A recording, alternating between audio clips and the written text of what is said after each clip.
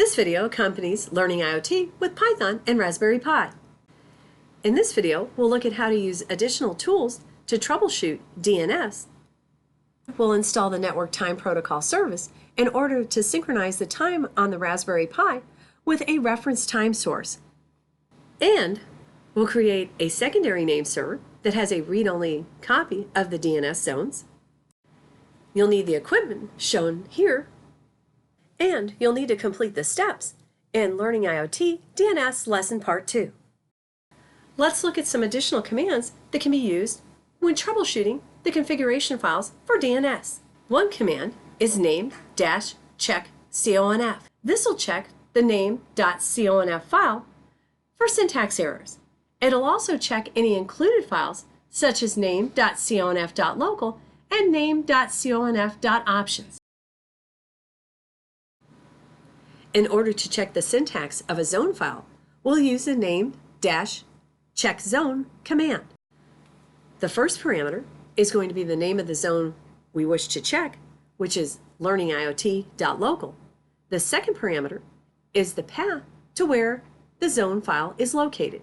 In this case, /etc/bind/learningiot.local.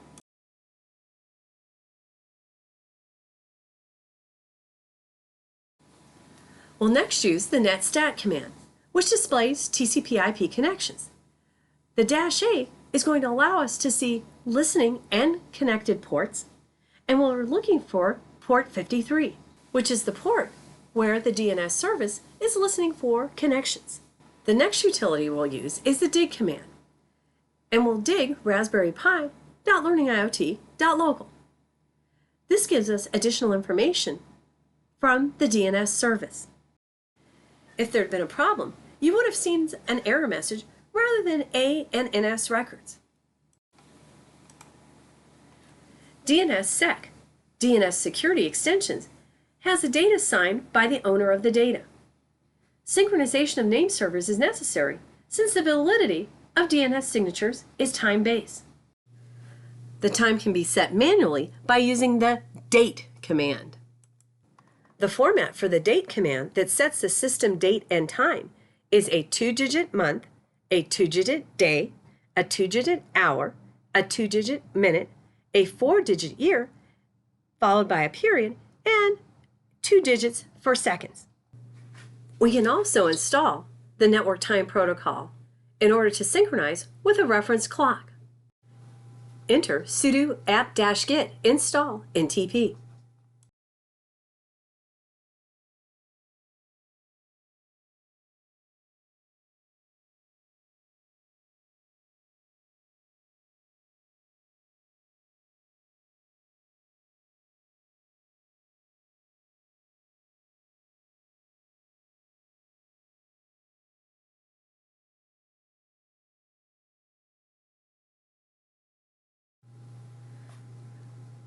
Let's edit the configuration file for NTP by entering sudo nano /etc/ntp.conf.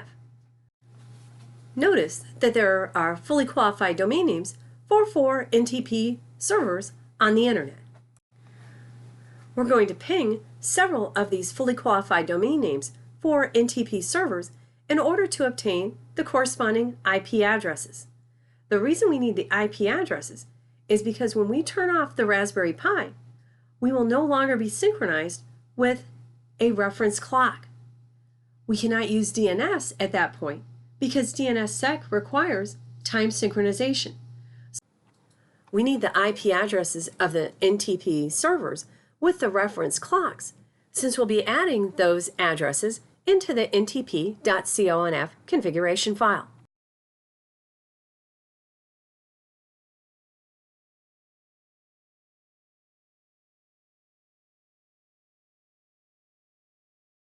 Let's enter sudo nano /etc/ntp.conf. We'll enter the IP addresses of several NTP servers.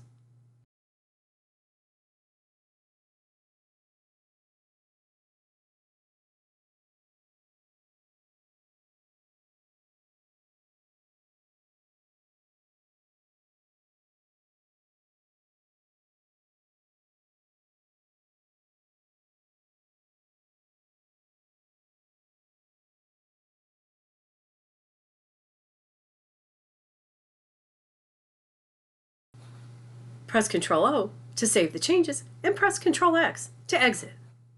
Change to the etc/bind directory by typing in cd/etc/bind. Let's again edit the file, which contains resource records for the learning IoT.local domain. And we'll edit the file by typing in sudo nano learning IoT.local. Let's add in an A record for the Raspberry Pi 2, which has an IP address of 192.168.0.130. The Raspberry Pi 2 will be our secondary name server. Press Ctrl-O to write out. Press Ctrl-X to exit.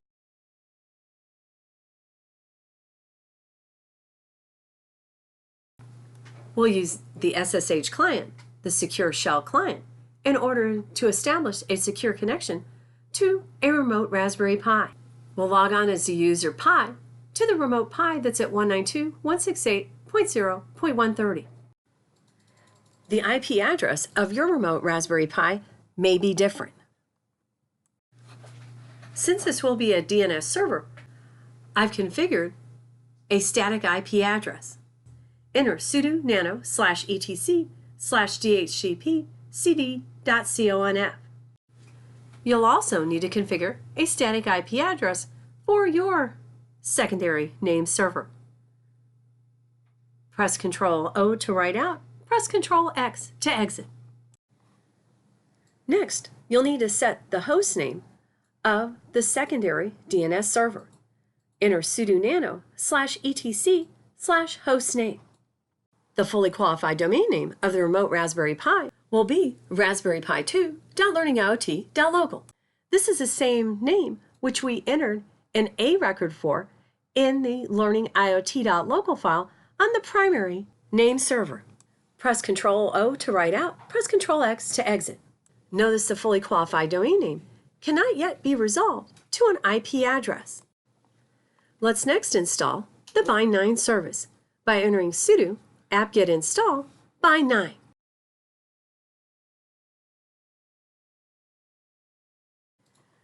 Let's install the Dns Utils by entering sudo apt-get install Dns Utils.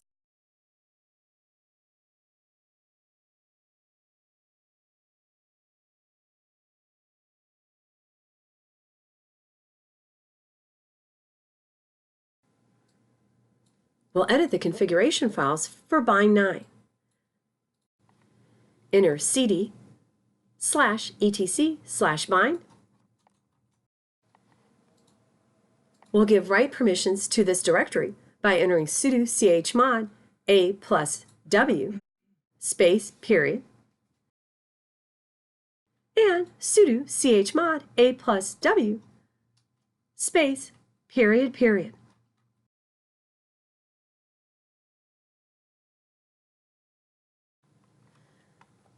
Let's make a backup copy of the named.conf.local file by entering sudo cp name.conf.local space name.conf.local.bak.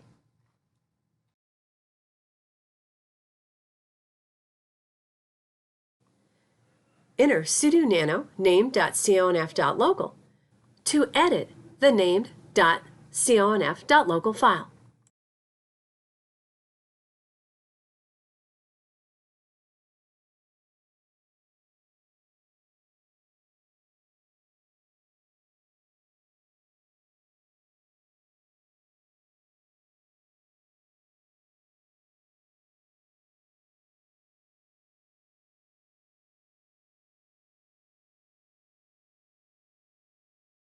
We'll create a zone for learningiot.local. We're going to create this as a slave, which means that it will have a read-only copy of the zones. This DNS server will be authoritative for learningiot.local.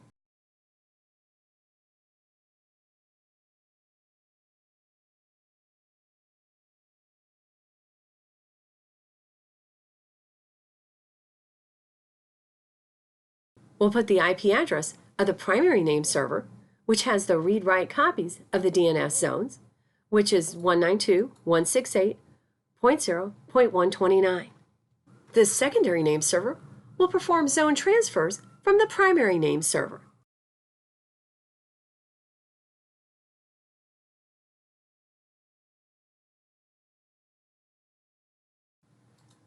We'll also create a secondary name server for the reverse lookup zone, which is 0.168.192.n-addr period ARPA. Again, this will be a slave since it will have a read-only copy of the DNS zone.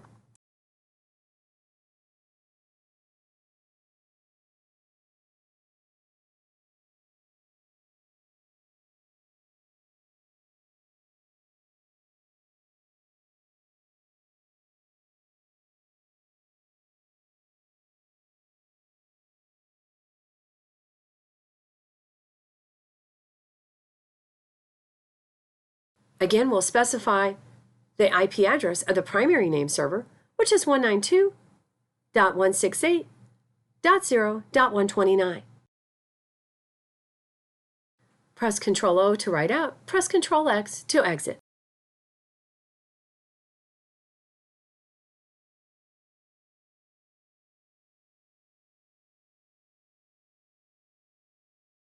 We'll make a backup copy of the name.conf.options file by entering sudo cp space name.conf.options space name.conf.options.bak.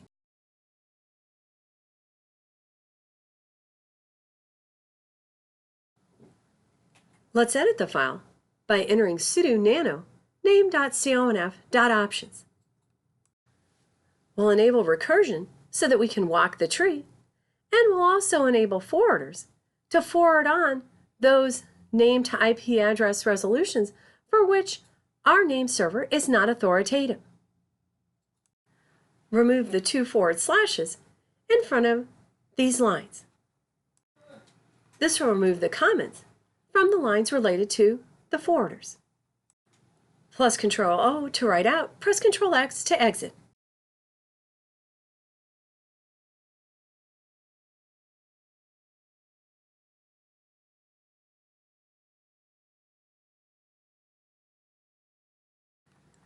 Let's make a backup copy of the nslookup.conf file by entering sudo space cp /etc /nslookup.conf space /etc /nslookup.conf.bak.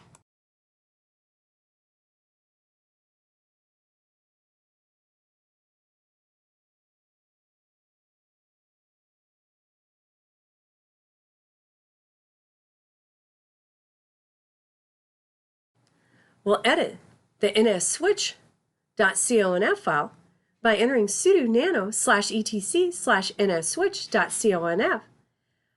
Recall that the nslookup file is the one that allows us to specify the order in which names are resolved to IP addresses. So the first thing that we'll do is we'll access files, which is the etc/host file. Next, we'll contact a DNS server. Press Ctrl-O to write out, press Ctrl-X to exit. Just as we did on the primary name server, we're going to install the NTP service on the secondary name server. Type in sudo apt-get install NTP. We'll edit the configuration file by entering sudo nano /etc /ntp.conf. And notice in here I've already entered the IP addresses for 2 NTP servers on the internet. You'll need to enter this information on your secondary name server as well, and press Ctrl-O to write out and Ctrl-X to exit.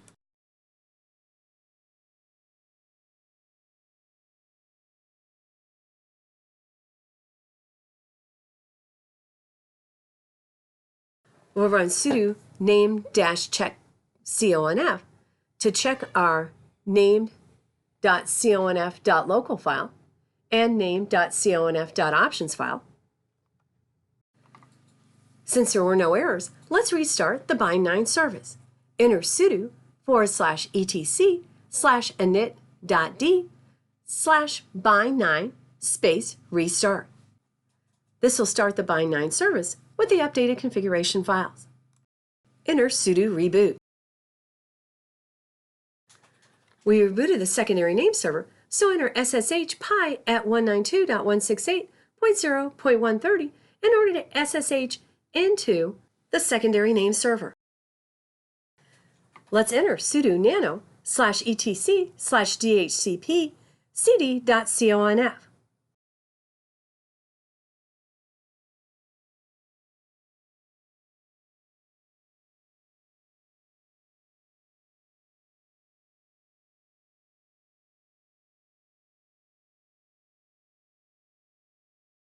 We'll set the domain to be learningiot.local.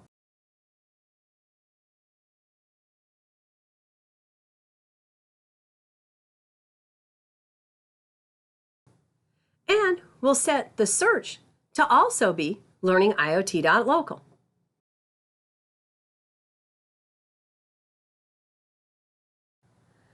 We'll set the IP address of the domain name server to 192.168.0.130. This means that name to IP address resolution requests will no longer be sent to 192.168.0.1, will be sent instead to 192.168.0.130. Press Ctrl-O to write out, press Ctrl-X to exit. We'll again reboot this system by typing in sudo reboot. This will update the static IP configuration. Let's again SSH into 192.168.0.130. Enter cd/etc/bind. Next type in more/etc/resolv.conf. That'll tell us what name server we're contacting on the secondary name server, which is just the IP address of the local host. We'll again review the static IP address configuration information that's in the etc/dhcp cd.conf file.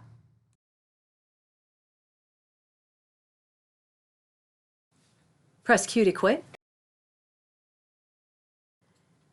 Enter netstat-na and pipe that into grep space 53 to check and see whether we're listening on port 53, which is where the DNS service is listening for name to IP address resolution request. Let's type in Nslookup to troubleshoot DNS. We'll type in server, and we'll find that our server that we're contacting to do name to IP address resolution is 127.0.0.1, which is the local host. We'll type in Raspberry Pi.learningiot.local. We'll find that name resolves to 192.168.0.129. We'll type in Raspberry Pi 2.learningiot.local, and we'll see that resolves to 192.168.0.130. We'll set the type of record that we want to display as the start of authority by doing set type equals SOA, and then entering learningiot.local. We'll set the type equal to an A record. We'll type in www.learningiot.net, and we'll see that this returned as a non-authoritative answer, since our name server is not authoritative for the learningiot.net domain, but it is authoritative for learningiot.local. Let's next use dig on Raspberry Pi.learningiot.local in order to check the responses we received back from the name server. We received A records, which are fully qualified domain name to IP version 4 addresses. Notice there are two NS records, one for the primary and one for the secondary name server. Enter sudo space cat/var/log daemon.log and pipe this into the grep command, and let's look for transfer. This allows us to verify that zone transfers have occurred from the primary name server to the secondary name server. Notice that there were some messages that the host was unreachable, but also notice that there were messages that the transfer was completed. Type in exit to close our connection to the remote Raspberry Pi. Next, let's ping Raspberry Pi 2.learningiot.local And we'll see that the name to IP address resolution was successful. Press Ctrl-C to exit the ping command. If Nslookup and dig both return valid results, but you aren't able to ping with a fully qualified domain name, you need to check the nsswitch.conf file to ensure that the name to IP address resolution is done in the correct order. I was able to ping Raspberry Pi.learningiot.local and Raspberry Pi 2.learningiot.local. If you could not ping either of these successfully, review the nsswitch.conf file. Q to quit. In summary, you use the name.checkconfig and name.checkzone to check the configuration files. You use the netstack command to determine whether or not the DNS service was listening on port 53. Because DNSSEC requires synchronization of name servers, we manually set the system date and time using the date command. We next install the NTP service to automatically synchronize with a reference clock. Next, we added a resource record for Raspberry Pi 2.learningiot.local. We created a secure shell connection to the remote Raspberry Pi. That will be our secondary name server. We configured a static IP address for the secondary name server.